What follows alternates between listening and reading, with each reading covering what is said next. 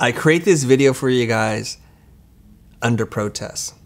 There's a lot of people who've been talking about this logo versus that logo, the rebrand of this, and one that's been on a lot of people's tongue is the F1 logo. In 1994, Carter Wong redesigned the F1 logo. It has a dated feel to it. It feels like 80s racing graphics.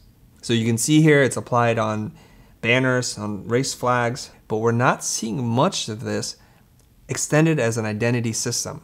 It's just the mark superimposed on top of an image. And you can see now as they apply it to a more modern treatment, the F1 logo stands out quite a bit. When you create a mark, you have to think about it in an entire system and how it's applied, how flexible it is, what other kinds of components can you deconstruct from it and use elsewhere so it becomes this very rich tapestry of design.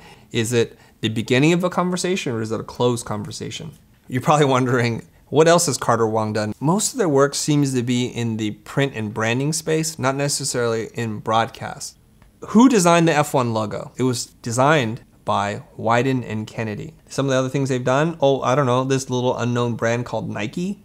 They're the company that wrote the tagline, "Just do it." Now, there's some debate about who came up with what idea, but they've done ads for Coca-Cola, for Levi's, smell like a man.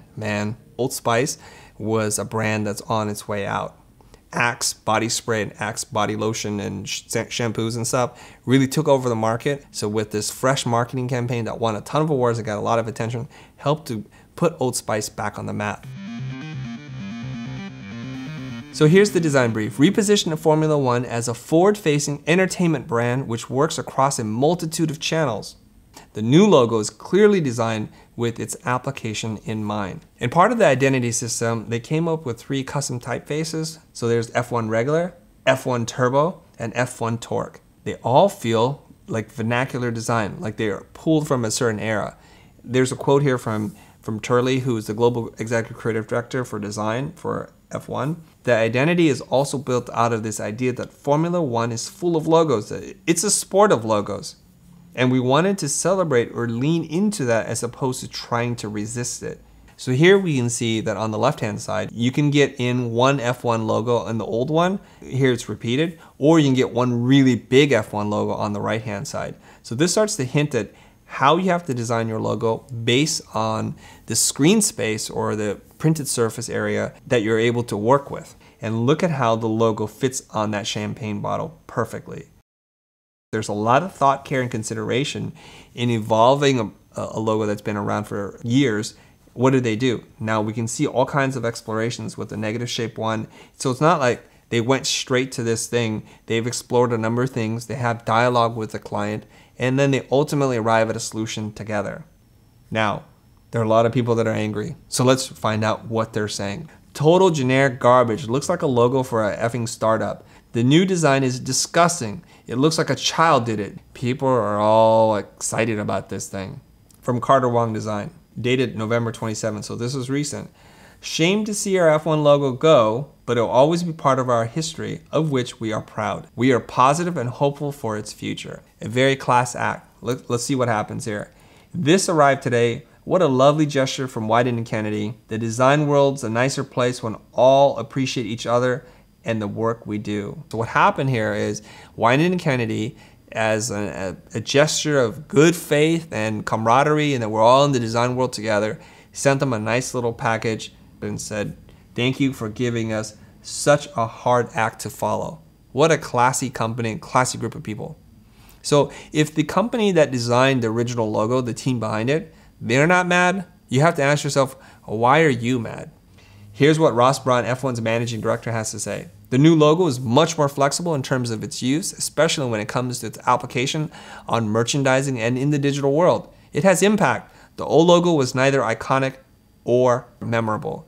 You can hear this repeating over and over, you guys.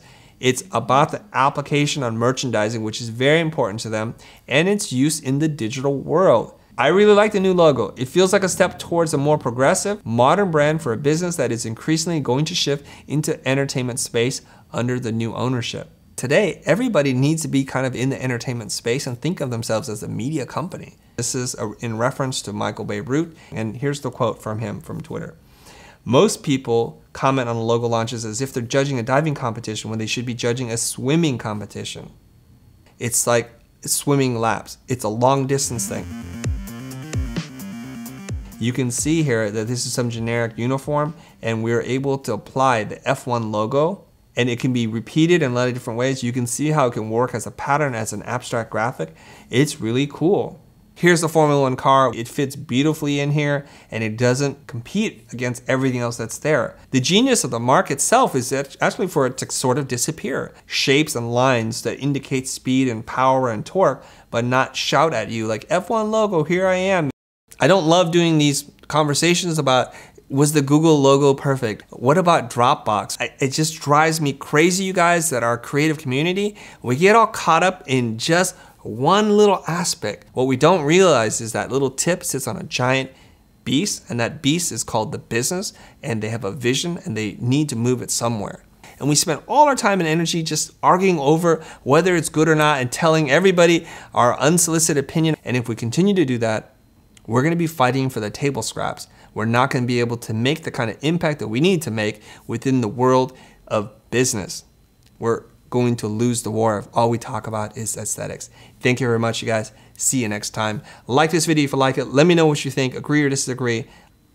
Let the floodgates open. Let me hear what you have to say.